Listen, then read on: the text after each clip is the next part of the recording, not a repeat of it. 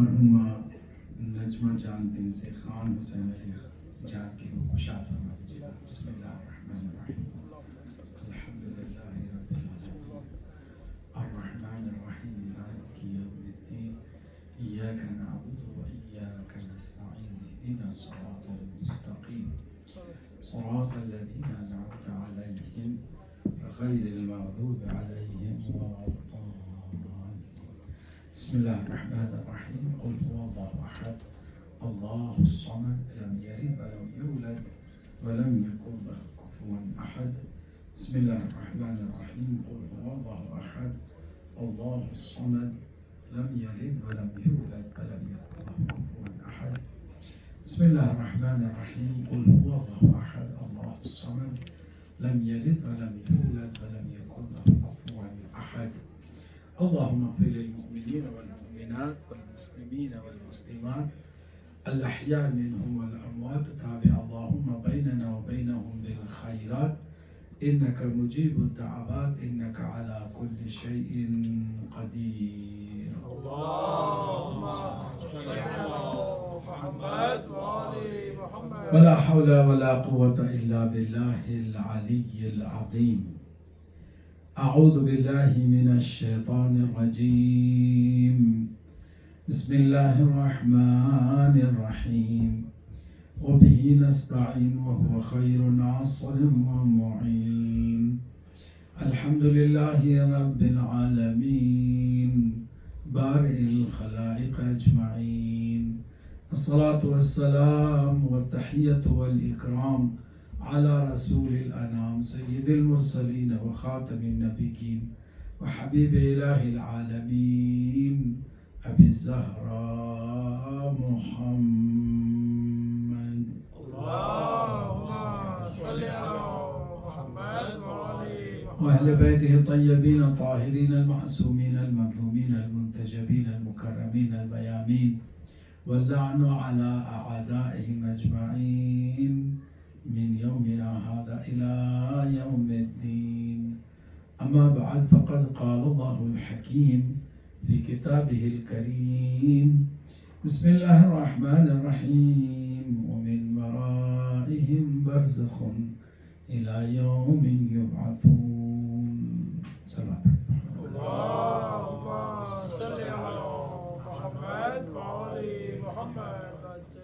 عزیز گرامی، آپ کو معلوم ہے کہ یہ مجلس احسان ثواب ہے اور ایک مرحومہ اور مومنہ کی 40ویں کی مجلس ہے، اور کتنی ہی سعادت والی بات ہے کہ ماہ رمضان کا جو اختتام ہے وہ پیک پر ہے. اللہ کی رحمت اور مغفرت کا یہ عروج ہے.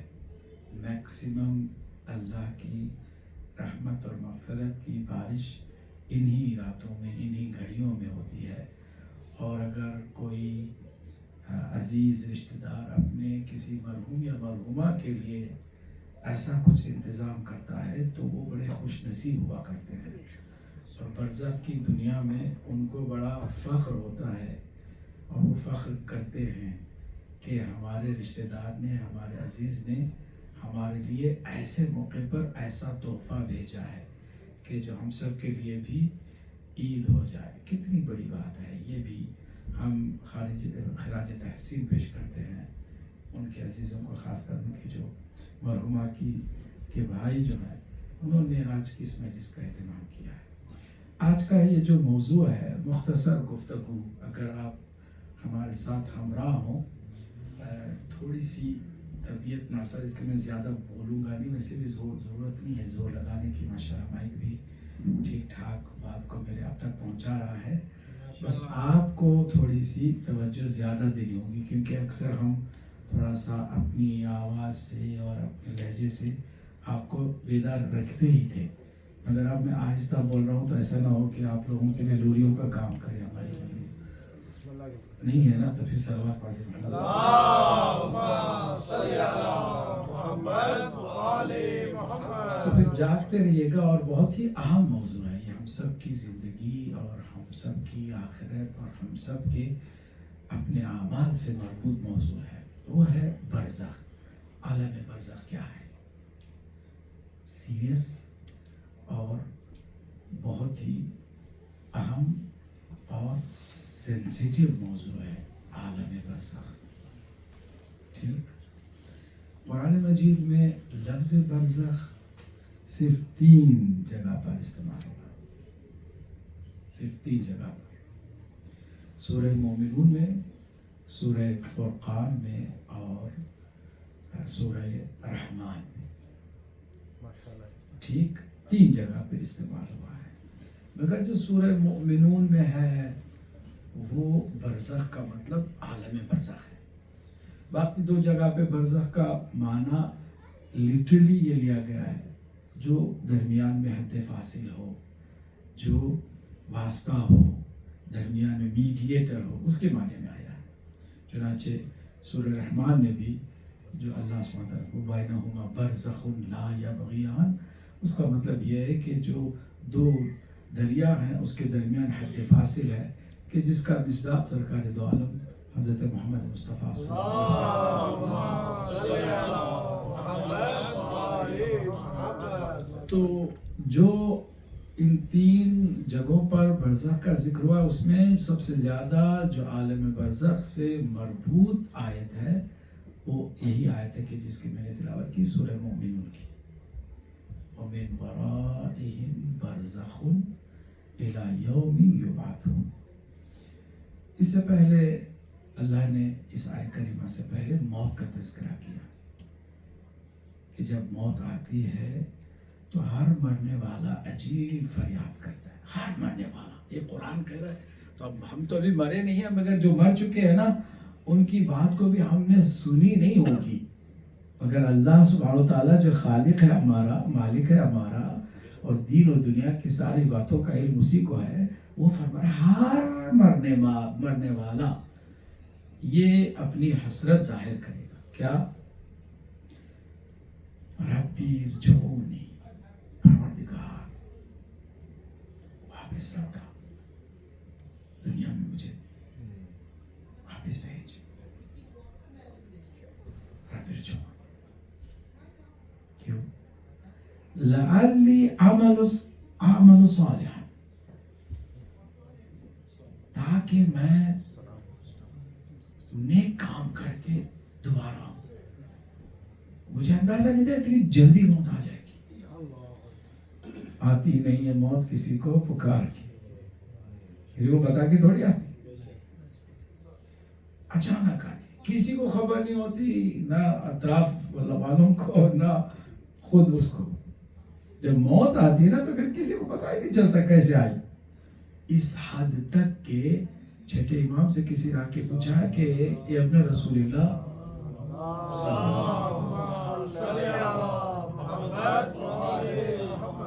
ہم کچھ مرنے والوں کو دیکھتے ہیں کہ ان کی آنکھیں ادھ کھلی رہ جاتی ہے, اس کی کیا وجہ ہے؟ کہا فرشتے اجل نے اسے آنکھ بند کرنے کی بھی مہلت دی تھی. اگر موت آتی ہے نا تو اگر کسی کی فرض کرے آنکھیں کھلی تھی ابھی بند ہونے والی تھی, نکل گئی روح, وہ ویسے کے ویسے رہ گئی آنکھیں ادھوری, ادھ کھلی آنکھیں, نہ بند ہوئی ہیں نہ کھلی ہوئی. یعنی اتنا بھی, یہ جو کہتے ہیں نا پلک جھپکنے کی بات, پلک جھپکنے کی مہلت. حضرت سلیمان کو اللہ نے بہت بڑی سلطنت دی. موت آئی, بس نظارہ کر رہے تھے, عصا ہاتھ میں لیے کھڑے موت آ گئی. اور چونکہ سہارا 2 طرف سے تھا, گرے نہیں. ہاتھ میں عصا تھا, ادھر سے دیوار تھی, گرے نہیں. یہاں تک کہ جب کسی نے آ کے آواز دی, آواز سن نہیں رہے ہیں اور کوئی جواب نہیں دے رہے ہیں, تو جا کے ہلکا سا آرام سے. جب اتنے بڑے نبی کو اتنا اختیار اللہ دے کے بھی موت کا اختیار نہیں دیتا ہے, تو ہمیں کیا موت کا اختیار؟ موت برحق ہے. تو اللہ فرماتا ہے ہر مرنے والا کیا کہے گا؟ رب ارجعونی لعلی اعمل صالحا فیما ترکت, جو میں نے چھوڑ دیا نا بعد میں دیکھیں گے. اب روزے تھے جان بوجھ کے سفر پہ جاتے چلو بعد میں کر لیں گے، بعد میں رکھیں گے، کس کو پتا مہلت ملے گی نہیں ملے گی، روزے میں رکھیں گے نہیں رکھیں گے۔ بعض لوگ سوچتے ہیں کہ چلو بڑھاپے میں ہم سب کچھ کر لیں گے، خود جب رکوع کی حالت میں پہنچ گئے اب نماز کا خیال آ رہا ہے، ان کی کمر خمیدہ ہو گیا، اب کیا نماز پڑھے گی؟ جب پڑھنے کا وقت تھا پڑھ نہیں سکی، پرواہ بھی نہیں کی۔ اس لیے موت کی اس معاملے میں ہمیں بہت ہی زیادہ چوکنا رہنا ہے، کبھی بھی موت آ سکتی، تیاری کرنی ہے۔ تیاری کیا ہے؟ جو واجبات ہے اس کو انجام دینا، کسی کا دل نہیں دکھانا، حقوق کسی کے پامال نہ کرنا، کسی کو بھی اپنی طرف سے نقصان نہ پہنچانا، اور اللہ کی جو عبادت کا حق ہے اسے ادا کر دینا۔ ہم گنہگار، ایسا نہیں کہ ہم 100% نیک بن جائیں گے اور 100% معصوم ہو جائیں گے، ہو بھی نہیں سکتا، خطا انسان سے ہوتی ہے، مگر ساتھ ساتھ استغفار کا ہتھیار ساتھ میں رکھیں، کبھی نہیں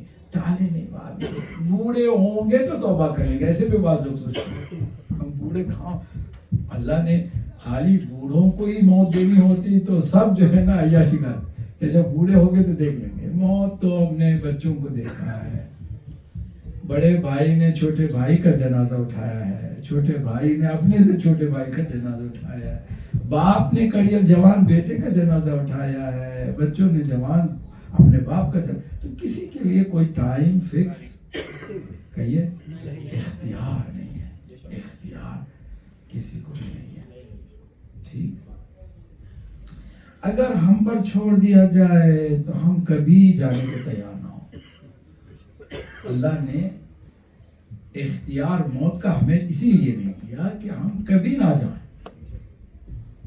اگر ہم پہ چھوڑ دیا بھائی دیکھو ہم تم کو بھیج رہے ہیں، تمہارا امتحان لے رہے ہیں، مگر تمہاری مرضی سے آنا، تمہاری مرضی سے آنا، کوئی نہیں جائے گا۔ ہاں وہ جو ذوق کا شعر ہے، لائی حیات آئے قضا لے چلی چلے، اپنی خوشی سے آئے نہ اپنی خوشی چلے، یہ حقیقت۔ نہ ہم نے اللہ سے اجازت لے کے ڈیٹ فکس کی کہ this should be my birthday no, نو، this should be ideally my death day. You can't fix birthday or death day. تو جب کسی کو بھی اللہ نے نہیں چھوڑا اس معاملے میں، اپنا خلیل بنایا نہیں چھوڑا، اپنا حبیب بنایا نہیں چھوڑا، اس میں کلیم بنایا کسی کو نہیں چھوڑا۔ اور یہ دلچسپ بات ہے، حضرت ابراہیم علیہ السلام کی جب موت کا وقت آیا نا تو اسرائیل آئے کیا کرنے کے لیے؟ روح نکالنے کے، آپ کے جسم سے آپ کا وقت تمام ہو گیا۔ کہا اچھا تو اپنے پروردگار سے میرا ایک سوال کرنا۔ سوال کیا؟ اخلیل یحب ان یمیت الخلیل، کیا کوئی دوست اپنے دوست کو مارنا چاہتا ہے؟ کتنا اچھا زبردست سوال ہے نا، جواب میں سوال ہی آیا، جواب نہیں آیا۔ سوال کیا تھا حضرت ابراہیم نے کہ اخلیل یحب ان یمیت الخلیل، کیا کوئی دوست اپنے دوست کو مارنا چاہتا ہے؟ تو اسرائیل واپس آئے، اللہ یہ پوچھ رہا ہے آپ سے، جواب نہیں، آپ سے پوچھا ہے اخلیل لا یحب میقات الخلیل، کیا دوست اپنے دوست سے ملنا نہیں چاہتا؟ اگر موت کو موت سمجھو تو شاید کوئی نہ جائے، مگر موت کو لقاء اللہ سمجھو، اللہ سے ملاقات اور اللہ کی بارگاہ میں پہنچنے کا ذریعہ سمجھو، تو ہر کوئی تمنا کرے۔ اسی لیے اللہ نے یہاں پر مومنین کے لیے کنڈیشن لگائی، فَتَمَنَّعُ الْمَوْتِ إِن كُنتُمْ صَادِقِينَ، اگر تم سچے ہو تو موت کی تمنا کرو۔ یعنی تمہیں اگر اللہ کی بارگاہ میں پہنچنے کا شوق ہے، اپنے اعمال پر اعتبار ہے کہ جو میرے عمل ہیں وہ اس قابل ہیں کہ میں سرخرو اللہ کی بارگاہ میں جاؤں، تو تمنا کر کے دکھاؤ، موت کی تمنا کرو۔ بہت مشکل ہے نا۔ تو وہ آیت کریمہ جو سورہ مومنون کی آیت نمبر 100 ہے، نمبر 100، رب ارجعونی لعلی اعمل صالحا، ہر مرنے والا کہے گا تھوڑی مہلت مل جائے گی، واپس لوٹا دے تاکہ میں ٹھیک کر کے آؤں معاملات کو. کافی بگڑا ہوا ہے کام, اچانک سے موت آ گئی, اندازہ نہیں, بگڑے ہوئے کام ہے, کچھ ادھورے مسائل ہیں, کچھ اعمال بھی ٹھیک ہمارے نہیں ہیں, تھوڑا سا مجھے مہلت دے دے. آواز آئے گی کلا. کلا کا مطلب جانتے ہیں, ہرگز اذا جاء اجلهم لا يستأخرون ساعة ولا هم يستقدمون. ایک لمحہ ادھر ادھر نہیں ہوگا. میں نے بتایا نا کہ آنکھیں اگر ابھی بند نہیں ہوئی ہیں تو کھلی کی کھلی رہ جائیں گی, موت آ جائے. بند کرنے کی بھی, آنکھوں کو بند کرنے کی بھی مہلت نہیں ملے گی. اچھا, اس کے بعد موت جب آ جاتی ہے, اس دنیا سے تو ہماری روح نکل گئی. ابھی ہے آپ کی, میں فرض کر رہا ہوں, ٹھیک ہے نا, سلوات پڑھتے ہیں.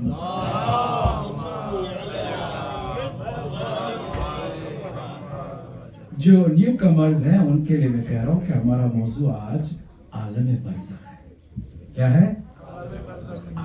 اس کو تھوڑا سا قریب سے سمجھیں تاکہ کوئی چیز ہمارے لیے اجنبی نہ ہو. آپ کو دیکھا ہوگا آپ نے کہ قبر میں اتارنے سے پہلے مستحب ہے 5 یا 7 مرتبہ آپ زمین پہ جنازے کو رکھیں, پھر اٹھائیں, پھر آگے لے جائیں, پھر زمین پر. کیوں؟ کیونکہ جس جگہ پہ جا رہا ہے نا اس کے لیے ٹوٹل نہیں ہے, یہ بالکل ہی اس کے لیے اجنبی جگہ ہے, بیگانہ جگہ, strange place. So he has to be prepared for it. How? Just don't put it in one go. Make it in step by step. In order to make him at least a bit familiar to the place, that place. بہت ضروری بات.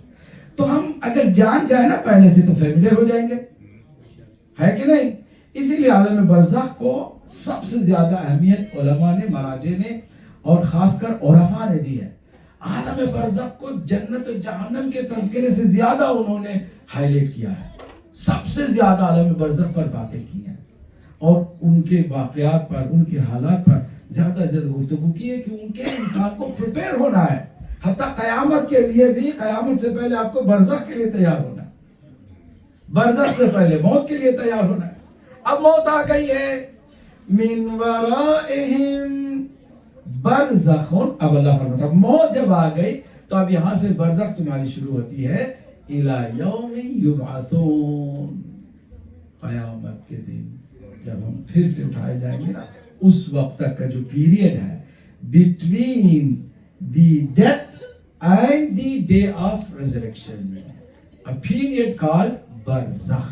barzakh کا مطلب ہی یہ ہے. اب جناب سب سے پہلے کیا ہوتا ہے؟ 90% لوگوں کو قبر نصیب ہوتی ہے اور 10% لوگوں کو نصیب قبر بھی نہیں ہوتی. ہوا میں مر گئے, دریا میں مر گئے. حکم یہ ہے کہ کفن نماز وغیرہ کر کے, ہم کر کے دریا میں چھوڑ, اس کی قبر وہی ہے. کوئی جنگل میں پھنس گیا تھا, اس کے گوشت کے ٹکڑے ٹکڑے جانوروں نے کھا لیا, ختم کر دیا. 10% اللہ ہمیں اس خطرناک موت سے بچائے کہ جن کو قبر تک نصیب نہیں ہو. بہت بہت ہاربل سچویشن ہوتی. اور انفارچونیٹلی پتہ نہیں کیسے ہندوؤں کے اندر یہ بات آ گئی کہ مردے کو جلا دو. اب کچھ کرسچنس نے بھی شروع کر دیا, اب باقی دوسرے لوگوں نے بھی کہا کہ بہت ایزی ہے, ایک دفعہ لے جاؤ اس کو, دہکتی آگ میں ڈال دو. ابھی جہنم تو بہت دور کی بات ہے نا, مگر ابھی مرا نہیں, اس کو دہکتی آگ میں ڈال. کتنی بڑی بدبختی ہے. ذرا ان سے بات کریں, کوئی بھائی کیا بدبختی ہے, تم اپنے ہاتھوں سے باپ کو جلاؤ, پھر کیا ہے کہ بڑا بیٹا ہی جلائے گا. آئے آئے آئے, بڑے بیٹے کے ہاتھ سے اس کو جہنم کی آگ کا مزہ چکھا دیا. یہ نہایت ہی بےہودہ اور لا یعنی اور فضول اور بے مقصد اور بے معنی اللاجیکل حرکت ہے. ٹھیک. چلے جن کو قبر نصیب ہوتی ہے ان کے ساتھ کیا ہوتا ہے؟ حکم یہ ہے کہ آپ اس کا پورا احترام کریں گے، کیونکہ مومن اگر مرتا ہے تو مومن کا زندہ رہنا اور مردہ رہنا اللہ کے نزدیک برابر ہے. اس کا احترام، جیسے آپ کسی زندے کو جا کے توہین نہیں کر سکتے، اس کے خلاف جا کے بات نہیں کر سکتے، وہ ریا کرے گا، جو بھی کرے گا، نہ بھی کرے تو آپ کو حق نہیں ہے کہ کوئی غلط لفظ سے اسے پکارے. حتیٰ اللہ نے منع کیا ہے کہ آپ کسی کے برے نام سے بھی نہ پکارے. حکم دیا ہے کہ نہیں دیا؟ سورہ حجرات میں ہم نے اس کی تفسیر پڑھی. تو پھر جیسے مر جاتا ہے نا، اس کی بھی وہی حیثیت ہے، وہی عزت ہے. اس لیے غسل دیا جاتا ہے. 3 غسل ہیں، آپ کو معلوم ہے.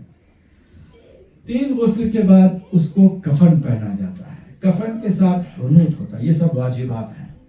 کفن دے دیا آپ کو کسی نے، اور دوسروں کے رحم و کرم پر ہیں، ورنہ ہم تو مکھی بھی بیٹھ جائے تو ہانک نہیں سکتے. اتنی بے بسی ہے. کوئی نہلائے ہمیں، کوئی کفن پہنائے، پھر کچھ کافور، کچھ حنوط کا انتظام کرے، پھر جناب ہمیں اس کی نماز جنازہ. نماز جنازہ کیا ہے؟ اس کے لیے دعا ہے. دعا میں جو سب سے انٹرسٹنگ بات ہے کہ اس کے عقائد کو ہم بھی اسی مسلک کے ہیں تو اس کے سامنے، لاش کو سامنے رکھتے ہیں نا. ہمارے یہاں واجب ہے. ہمارے یہاں نماز غائبانہ ہے کہ نہیں؟ نہیں ہے. اور یہ بھی ایجاد وہی بڑوں نے کی ہے. جتنی خرابیاں ہیں نا یہ وہی سے چلی ہیں. آئے تھے، ہم نے نماز نہیں پڑھی اور سرکار کی صاحبزادی کی نماز میت سے ہم محروم ہو گئے ہیں. ہمیں خبر بھی نہیں کی گئی، رات کی تاریکی میں ایسا ہو گیا. آئے کیا ارادہ ہے کہ ہم نبش قبر کریں گے اور نماز پڑھائیں گے. نماز پھر اس کے بعد، یعنی ان کو بھی اس وقت تک یہی معلوم تھا کہ نماز میت حاضر پر ہوتی ہے، غائبانہ نہیں.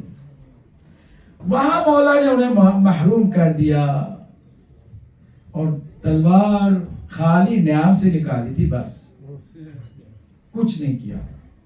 تلوار نیام سے نکالی اور زمین پہ تلوار کو گاڑ کے بیٹھ گئے تھے. تیور دے کر کے رپورٹ دینے والا نے رپورٹ دی، بھول جائیے. اب تک خاموش تھے، مگر اب اس کے بارے میں شاید سرکار نے ان کو اجازت دے دی ہے. اب وہ جو مولا علی کا غضب آپ کو پتا ہے اب کیا ہوگا، تو پھر کیا کریں؟ چھوڑ دیں اس کو.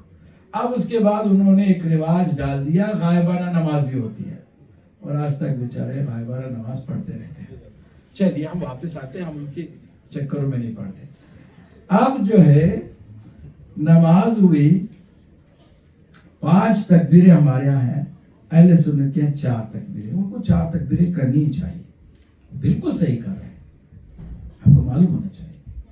یعنی اگر ہم بھی اہل سنت کی نماز پڑھانے پہ مجبور ہو جائیں تو 4 ہی تکبیر کریں، کیونکہ 5ویں تکبیر صرف اور صرف شیعہ اثنا عشری کے لیے ہے. صرف اس کے لیے ہے کہ جو ولایت پر بھی ایمان رکھتا ہو، اور وہ آپ کی زندگی کا بہترین دستور العمل ہے جو 5ویں تکبیر میں آپ کہتے ہیں. پہلی تکبیر میں تو آپ اپنے عقائد کا، شہادتین کا ذکر کرتے ہیں. دوسری تکبیر میں درود پڑھتے ہیں. تیسری تکبیر میں عمومی مغفرت کی دعا کرتے ہیں. یہ جو اب 4تھی تکبیر ہوتی ہے، اس کے بعد 5ویں تکبیر سے آپ جو پڑھتے ہیں، یہ صرف اور صرف مومنوں کے لیے ہے، صرف اور صرف ولایت اور امامت کے عقیدے پر جو ہے ان کے لیے ہے. اب اگر کسی کا عقیدہ ولایت و امامت پر نہ ہو تو وہ 4 ہی تکبیر پر اکتفا کرے، بالکل صحیح کرے. ہم جہاں غلط ہے تو کہہ دیتے ہیں، مگر اس معاملے میں اہل سنت بالکل صحیح ہے. کہ ان کی نمازیں جو ہوتی ہیں نماز جنازہ ان کی 4 ہی تکبیر ہوتی ہے، ان کو 4 ہی کرنی چاہیے. 5ویں کے لیے آپ کو ولایت کا بھی ماننا ضروری ہوتا ہے. امامت و ولایت کا قائل ہونا ضروری ہوتا ہے.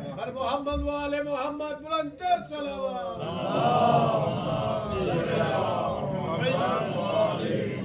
اب ذرا توجہ کیجئے 5ویں تکبیر سے پہلے جو ہم پڑھتے ہیں وہ کیا پڑھتے ہیں؟ اللہم انا لا نعلم منه الا خیر. پروردگار بے شک بتحقیق اس میت حاضر کے بارے میں سوائے خیر کے ہمیں کچھ نہیں معلوم ہے. ایک صاحب نے کہا کہ یہ اگر صحیح بات آپ کر رہے ہیں تو اس کا مطلب ہمیں نماز میں جھوٹ بولنا سکھایا جا رہا ہے. میں بہت جانتا ہوں اسے، کیسا کھلاڑی تھا جانتا ہوں، کیسے کیسے کارنامے اس نے انجام دیے ہیں، کیا کیا گول کھلائے ہیں. میں اس کا دوست ہوں، اس کا نزدیک سے اس کو اچھی طرح جانتا ہوں. میں اس کا بھائی ہوں، میں اس کا پڑوسی ہوں، میں اس کا کہہ سکتے نا. مگر سب کے لیے حکم کیا یہی کہے لا نعلم منہ کہیے الا خیرا وانت اعلم به منا. پروردگار تو بہتر جانتا ہے، مگر ہم سوائے خیر کے تو بہتر جانتا. آگے اللہ کے سامنے آپشنز رکھیں. ان کا محسن، اگر تیرے نزدیک وہ ٹھیک بندہ ہے فزد فی احسان ہے، پھر نیکی میں اس کی اضافہ کر دینا. اگر 40 بندوں نے کسی کی نماز میت میں شرکت کر کے 5ویں تکبیر کہہ دی اور 5ویں تکبیر سے پہلے یہ کہہ دیا کہ اگر تو اسے نیک سمجھتا ہے تو نیکی میں اضافہ کر دے، قدرت مسکرائے گی. ہم بھی جانتے ہیں وہ باتیں جو تم کو بھی نہیں معلوم مرنے والے کے بارے میں. مگر دوسرا جملہ آگے کہتے وَإِن كَانَ مُسِيئًا فَتَجَاوَزْ عَنْهُ، اور اگر برا ہے تو درگزر فرما دے. اب جو روایت ہے کہتے 40 بندے مومن کسی مومن یا مومنہ کے جنازے میں کہہ دیتے ہیں کہ اگر یہ تیرے نزدیک برا ہے تو اس برے انسان کی ساری برائیوں کو ختم کر دے تو اللہ کی رحمت کو جوش آتا ہے. اس کے لیے خاطر نہیں، اس کے مومن ہونے کی خاطر اور ان مومنوں کی دعا کی خاطر. نعرہ تکبیر، نعرہ رسالت، نعرہ حیدری، برائے خوشنودی محمد و آل محمد بلندتر صلوات.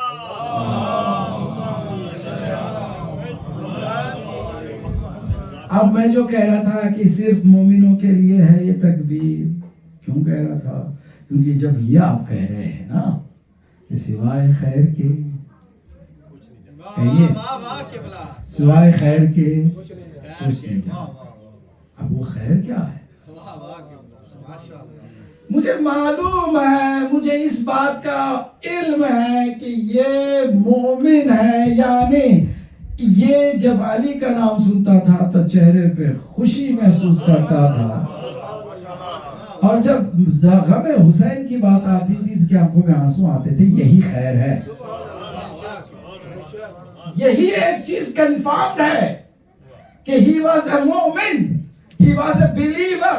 اوکے، اب اس کے بعد جو گناہ میں جانتا ہوں، گناہ دیکھا ہوگا، تم نے گناہ کو اس کے دیکھے بھی ہوں گے، مگر چپ چاپ اس کے اور خدا کے درمیان توبے کو تو نہیں دیکھا. تم نے اس کے اور خدا کے درمیان معاملات کس طرح سے طے ہوتے ہیں اس کو تو نہیں دیکھا ہوگا نا. تو جو بات کنفرم نہیں ہے اس کو کہنا نہیں چاہیے.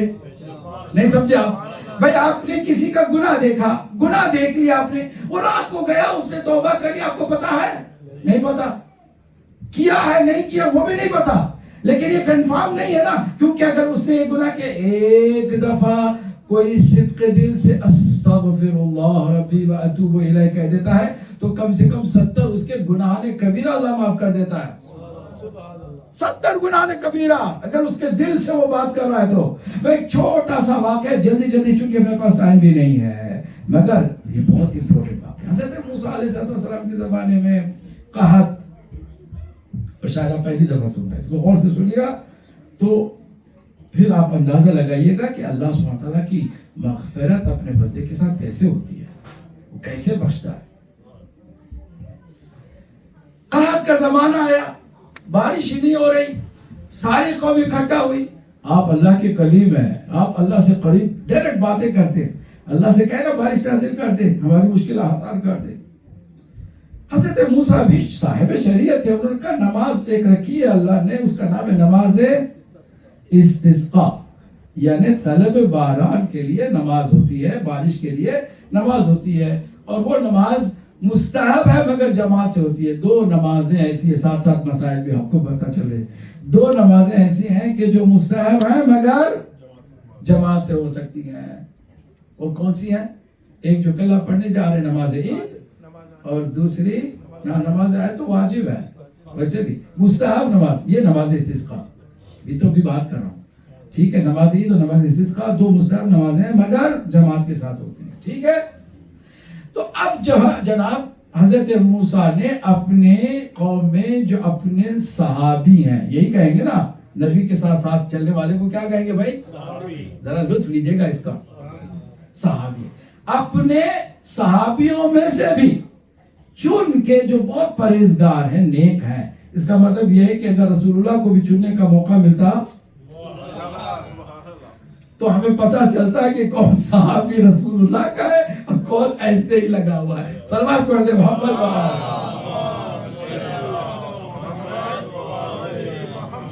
جناب 40 کو چن کے، کیونکہ یہ بھی عدد اللہ کی مقبول عدد ہے کہ 40 مومن اگر گواہی دیتے ہیں، 40 مومن دعا کرتے ہیں. 40 کی عدد بہت زیادہ ہے. اس پر میں نے کسی وقت پوری بھرپور مجلس پڑھی تھی 40 بار. اس کو چھوڑ دیا، واپس آ. 40 کو اکٹھا کیا، لے گئے میدان میں اور کھلے میدان میں نماز پڑھی. دونوں سب نے 40 کے 40 نے اٹھا کے آمین کہی. بارش نہیں. لوگوں نے پھر شک کرنا شروع کر دیا، یہ پتہ نہیں کلیم اللہ کہہ رہے. اب جو میرے الفاظ ہیں ذرا اس کو دیجیے گا، ٹائم بہت کم ہے مگر ذرا جلدی میں اس کو کر. لوگ they were confused. They said, what happened? They start doubting in the holy prophet of Moses علیہ السلام. حضرت موسیٰ کو پروردگار کیا ہو رہا ہے، میرے ساتھ کیا ہو رہا ہے؟ دعا قبول نہیں ہونے والی تھی، اتنا سارا اہتمام مجھے کرنے کو کیوں کہا؟ آواز آئی، موسیٰ 40 میں ایک ایسا ہے منحوس. اب وہ چنے ہوئے خود نبی کے ہیں. جب نبی کے چنے ہوئے صحابہ میں بھی گڑبڑ ہے تو باقی جو آ گیا اس کو آپ صحیح کہتے ہیں، یہ کہاں کا حصہ؟ ٹھیک گڑبڑ ہے. کیا گڑبڑ ہے؟ ان 40 میں ایک ایسا منحوس آدمی ہے جس کا کام ہے لگائی بجھائی کرنا. اسے جب بھی کوئی 2 دوست خوشی سے بیٹھ کے باتیں کر رہے ہو نا، اس کو پسند نہیں. کوشش کرتا ہے میں فتنہ ڈالو، ایک پہ لڑائی ڈالو. کہیں اس کو اچھا نہیں لگتا کہ لوگ محبت سے رہتے. ایسا منوس ہے نا، نیت ہے اس کی اتنی خراب. منوس ایسے ہی ہوتا ہے نا، اس کی نیت خراب. تو اب کیا کریں کہ جب تک وہ رہے گا تمہارے بس میں، تمہاری دعا، موسیٰ کی بھی دعا.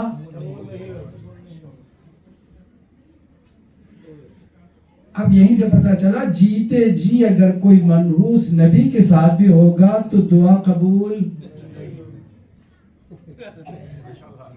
اب چاہے وہ بغل میں سوتے رہے، صلوات پڑھ دیں.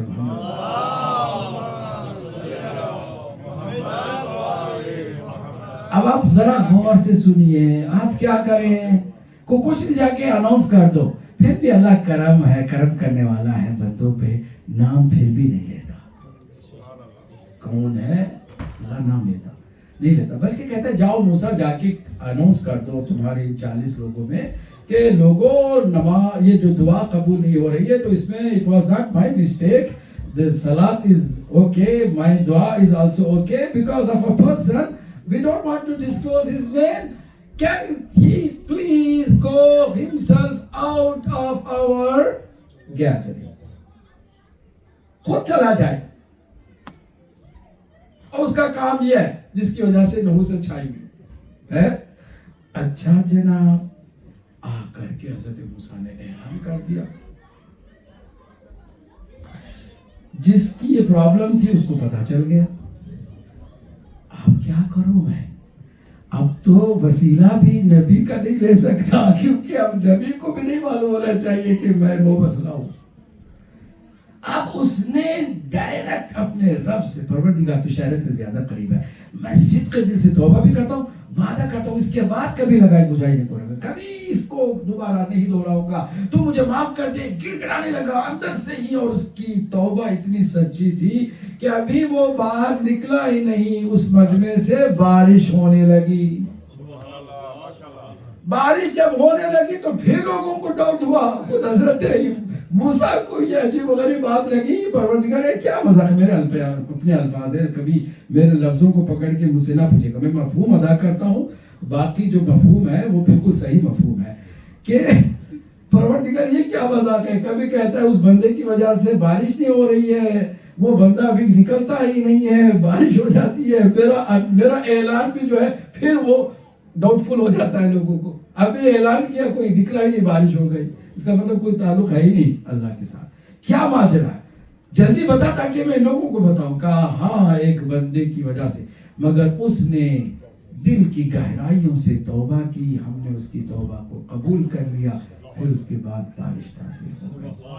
तो जब कोई किसी के गुनाह को देखो तो ये ना समझो कि वो गुनहगार है, क्योंकि कभी भी किसी वक्त वो तौबा कर सकता है, और तौबा उसने की भी होगी, हुस्न ज़न भी रखो। तो जब तुम्हें मालूम है कि तौबा गुनाहों को मिटा देता है, तो अब तुम्हें कुछ नहीं मालूम है सिवाय एक चीज के कि वो खैर रखता है, और वो खैर क्या है, इश्क़ मोहम्मद व आले मोहम्मद अलैहिस्सलाम।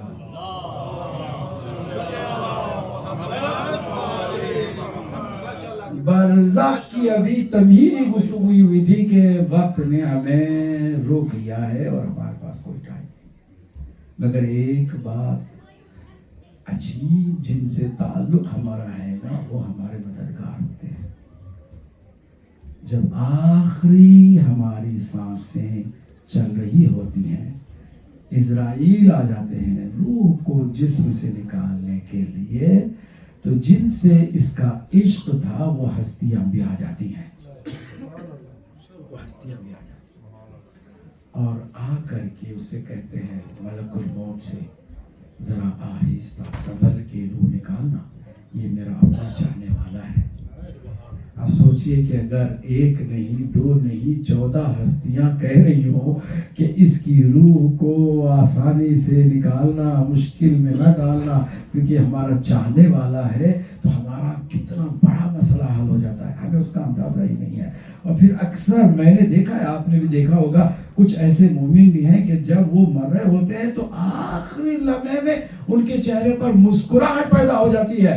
तमाम रिश्तेदार रो रहे हैं मगर उसके चेहरे पे मुस्कुराहट है। वो मुस्कुराहट कैसी है? जिनकी वो तमन्ना रख के मर रहा है, वो आखिरी वक्त में उनका दीदार उसे मिलता है। जब उनकी ज़ियारत होती है तो उसके चेहरे पर खुशी के आसार नमूदार हो जाते हैं। यही वो वक्त होता है कि जब कोई रिश्तेदार अजीज उसे पानी पिलाने के लिए आखिरी वक्त में पेश करता है। तो एक रिवायत है बिहार अनवार की कि सैयदा अपना चेहरा मोड़ लेती हैं और अपने बाबा की तरफ देख के कहती है, बाबा आपने देखा हमारे एक चाहने वाले को भी आखिरी वक्त पे पानी पिलाया गया और उसको प्यासा रहने नहीं दिया गया। ला यौमुन का यौम का या अबा अब्दुल्ला, मेरा मजलूम बेटा हुसैन करबला के मैदान में खुश्क गला है, कुंद खंजर है, कोई पानी पिलाने वाला भी नहीं है। और फिर प्यास से हुसैन को ज़िबा किया जाता है। زمین کو زلزلہ، آسمان سے خون کی بارش اور پانی فرات کا نیزوں تلے اچھلتا ہے اور ہر جگہ سے صدا آتی ہے، الا قد قتل الحسین بکربلا، الا قد قتل الحسین. سيعلم الذين ظلموا أي منقلب ينقلبون. ہماری اس مختصر سی عبادت کو پروردگار قبول فرما، اس کے ثواب کو مرحومہ نجمہ جان کی روح کی طرف احسان فرما، ان کی برزخ کی ہر مشکل کو آسان فرما، ہم سب کے انجام کو ختم خیر فرما، بحق محمد واہل بیت طیبین الطاہرین المعصومین. ایک بار پھر سورہ فاتحہ پڑھ دیجیے گا. مرحومہ نجمہ جان بنت خان حسین علی جان. بسم اللہ الرحمن الرحیم.